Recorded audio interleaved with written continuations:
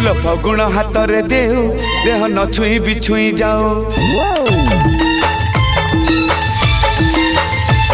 फूल फगुण हाथ रे देऊ देह न छुई बिछुई जाओ जेते दूरे दूरे रहू लागे पाखरे पाखरे थाओ चोर चाहाणी रे कही जाऊ मते तू केते भल पाऊ साधव बहु लो साधव बहु साधव बहु लो साधव